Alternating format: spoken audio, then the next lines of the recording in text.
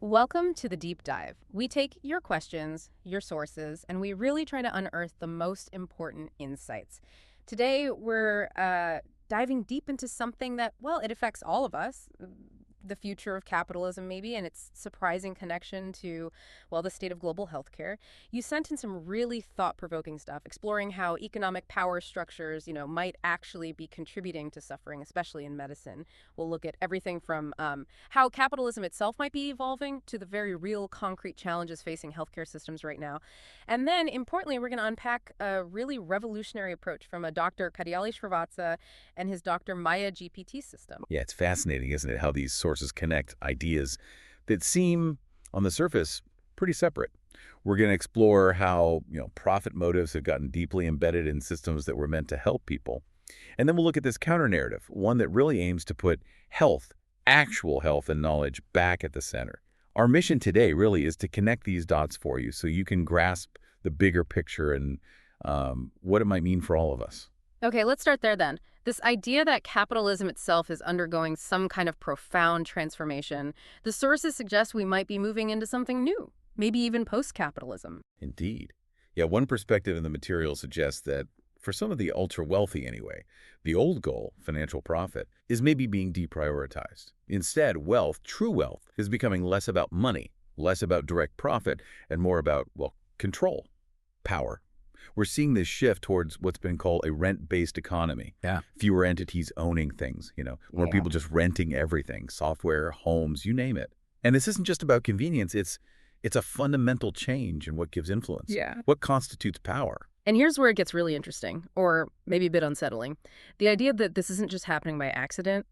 One source argues pretty strongly that the rules themselves, the regulations, the social contracts, the glue holding society together are often shaped and enforced by those already in power, specifically to keep that control. Right. It creates these sort of elegant cages, the source says, for the powerless, while the powerful kind of live above the rules, like a two-tier system. That's a really crucial observation. And it raises this tough question.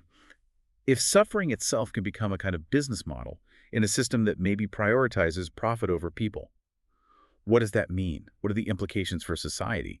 The sources suggest pain itself has been commodified. Commodified pain, wow. Yeah, meaning suffering isn't just some unfortunate side effect, a bug in the system. It's potentially a product, something to capitalize on. I mean, think about it. Chronic conditions managed forever instead of cured. Preventative health, maybe taking a backseat to expensive late-stage treatments. When suffering generates revenue, the incentive to truly eliminate it can shrink. And that can lead to deep inequality, right? You see it in shrinking tax revenues, eroding social safety nets. It sort of feeds this cycle where power often gains from the struggles of the less powerful. Okay, so bringing that focus now, what does all this mean when we look specifically at healthcare? It seems like these same profit-driven dynamics are very much at play, maybe even more intensely. Absolutely. The consequences feel much more direct, don't they? The sources paint a pretty critical picture of the, quote, medical industrial complex. We learned, for instance, that an alarming 90% of people over 65 in the U.S. are on at least one prescription medication. 90%. 90%. And get this, 40 to 45% are on 5 or more. 5, that's polypharmacy. And it's described pretty bluntly as a bonanza for pharmaceutical companies. It really highlights how the widespread, often long-term use of drugs, especially antibiotics and other meds, has become a primary engine of the healthcare economy. It fuels huge profits. The sources suggest that in this system, antibiotics and drugs, they've almost become the main currency. And it's not just the sheer number of drugs, is it? One expert points out that often maybe half of these meds are unnecessary, sometimes even prescribed just to treat the side effects of other drugs the person is taking. It's like a cascade. You hit on a key point there. It is a cascade. And if we connect this to the bigger picture, many healthcare systems today are described as doctor-centered, right? And financially driven. They reward volume, more tests, more procedures, more pills, not necessarily value, not patient outcomes. Studies suggest around 20% of medical care might be unnecessary, driven partly by fear of malpractice, sure, but also crucially by profit motives. Over 70% of doctors in one survey actually believe profit encourages unnecessary procedures. Wow. So the system, in effect, incentivizes treating symptoms, often with drugs, rather than preventing illness in the first place. And it leads people to believe, maybe, that only doctors and drugs can save lives, rather than, fostering holistic health or proactive well-being. The NHS in the UK comes up as a really stark example of this pressure. 7.5 million people on waiting lists, hundreds of thousands of staff jobs unfilled. Yeah. The system is just overwhelmed, leading to dangerous delays. It really points to a global lesson, doesn't it? It does. Even well-meaning public systems can buckle if the resources aren't allocated smartly. And especially if that underlying economic model, where pain can be a business, isn't fundamentally challenged. So facing this huge systemic crisis, the sources bring in Dr. Katyali Srivatsa, a figure who really challenged things. What did his journey show him about the roots of these problems? Well, Dr. Srivatsa's path was interesting. He started in pediatrics, then family medicine. And this gave him a front row seat to these deep systemic flaws. He found that doctors often weren't truly listening to patients' stories, not doing really thorough clinical exams. Instead, they were meticulously following guidelines, documenting everything, often to protect themselves legally. Right, the defensive medicine aspect. Exactly. And this frequently led to overprescribing antibiotics or referring patients off to specialists as soon as things got a bit complicated or worsened. His observations made him question the whole foundation. How modern medicine often prioritizes fear and profit over genuine healing or understanding the patient's whole story, or even the interconnectedness of our biology.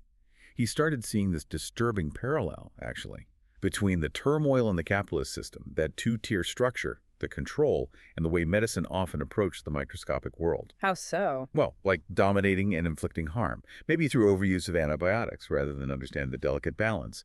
He saw it mirroring the larger system's issues. And it sounds like he faced quite a bit of pushback for these insights, almost like a, quote, conspiracy to hide the truth about these systemic issues, especially around things like licensing nurses to prescribe in the NHS. He saw that as a disparity created by the elite's investment in pharma in the existing hospital system, a system designed, he felt, to inflict fear and then profit by selling drugs that, as one source puts it, seldom cured. Precisely.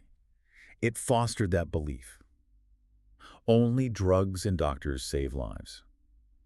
And his work really underscores that idea from another source, that unawareness is incentivized in these big, complex systems, that the default setting is concealment.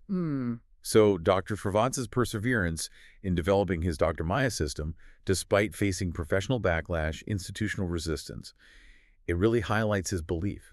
His belief in truth as the way to address what he saw as this looming global healthcare collapse. He felt he had to challenge that narrative that dominating the microscopic world with drugs was progress. He argued it mirrored the capitalist system's turmoil and was just unsustainable. So Dr. Srivatsa's answer, his innovation, is Dr. Maya GPT. And this isn't just another symptom checker app, right? It sounds like it's designed to fundamentally change that healthcare currency we talked about. Not at all. No. Dr. Maya GPT is an AI tool, but it's founded on his unique intuitive learning concept. It's an approach designed to make complex medical decisions understandable for everyone. Using simple color codes, symbols, clear language, it leverages our innate pattern recognition. It really empowers individuals, even those with literacy challenges, to understand their own health status. It functions like a virtual junior doctor, you could say. Yeah. Meticulously designed to simplify healthcare decisions, reduce the burden on the whole system, and move us toward a truly patient-centered approach where shared information, is key. And that color-coded triage system, that sounds particularly innovative. Tell us more about how that works, how it helps prevent the system getting swamped. Right, it's a clinically tested system, very intuitive. 4 main codes. Red, that's for severe symptoms, means get medical help immediately, no delay. Okay, straightforward. Blue, this one's crucial. It signals infectious symptoms, requiring isolation to stop disease spread. This is absolutely vital for surviving in what many are calling the post-antibiotic era, a scary future where simple infections could become deadly because our drugs don't work anymore. So blue is about containment. Exactly. Early detection, containment, reducing the need for widespread drug use, that traditional currency. Yeah. Then green, mild symptoms, not immediately dangerous, but you'd benefit from talking to a health professional, like a nurse triage line, for advice. And yellow, lowest urgency.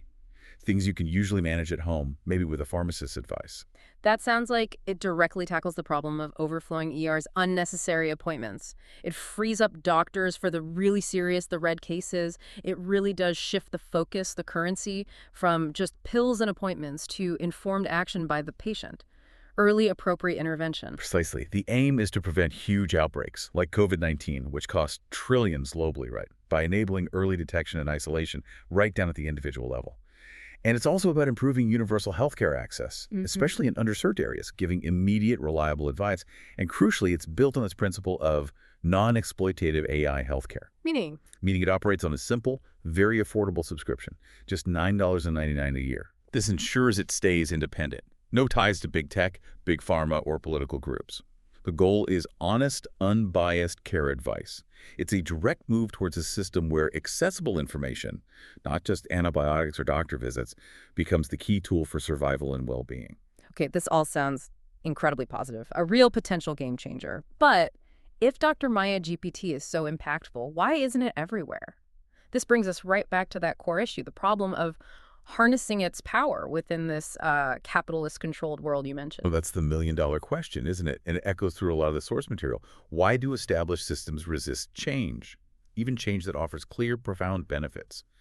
The sources hint at something like that old monkey experiment idea, where established norms just persist even when the original reason is long gone. Inertia. The existing capitalist-controlled world, with its massive, deeply embedded investments in pharma, in hospitals, in the current profit-driven healthcare model. It's built a very lucrative business around commodified pain, profit from sickness. The main currency there isn't really health. It's managing illness, selling products, selling procedures. So when Dr. Srivatsa identifies the root cause of disparity as being this elite investment in systems that inflict fear and then profit from drugs that seldom cured, Dr. MyGPT fundamentally threatens that whole revenue stream. It challenges that core idea that only drugs and doctors are the saviors by promoting knowledge, patient action, early intervention instead. Exactly. That's the heart of the resistance. If AI, like Dr. Maya, can genuinely replace a big chunk of what doctors do now, maybe 80% of routine stuff, one VC suggested, because it's available 247, costs far less, and might even show more empathy because it doesn't burn out. Well, that represents a kind of healthcare apocalypse for the old way of doing things, the traditional medical paradigm. The system that currently profits so much from illness just doesn't easily embrace a solution that, as Srivatsa argues, saves costs, saves lives, and delivers healthcare grounded in ethics, not profit. So the resistance is about protecting power, protecting profits. Deeply rooted in protecting those existing structures and profit flows. The sources argue that universal implementation of Dr. Maya GPT, based on honesty, based on shared information, isn't just a good idea. It's presented as maybe the only viable option for us to survive a post-antibiotic era. It directly confronts a system that, in many ways, thrives by making pain a business. We've really covered some ground here, seeing how the structure of capitalism itself, maybe prioritizing control and profit, can show up in a healthcare system struggling under the weight of, well, commodified pain. And then seeing how a visionary like Dr. Kadali Srivatsa offers this disruptive, patient-first path forward with Dr. Maya GPT, a system designed to empower us, prioritize health, not just profit. Yeah, this deep dive really throws a fundamental tension into sharp relief, doesn't it? What happens when a solution truly designed for universal well-being, maybe even survival, directly challenges a system that's become optimized for financial gain? It really makes you wonder, what if that main currency of health genuinely shifted, away from just antibiotics and endless procedures, towards accessible information, proactive prevention, individual empowerment? So as you listen, what stands out to you from this deep dive? Maybe it's the uncomfortable idea that systems sometimes resist healing because, for some, pain is actually profitable. Or maybe it's the inspiring potential you see in patient-centered AI like Dr. Maya, offering that glimmer of hope for a truly post-antibiotic era where health is treated more like a right, not just another commodity. And here's a final thought to leave you with, something provocative perhaps. In a world where, as one source put it, unawareness is rewarded, and maybe simplicity wins just because it's comfortable, what collective truth might we be actively avoiding? And what truly transformative changes could genuinely improve our well-being if we, collectively, chose to face it?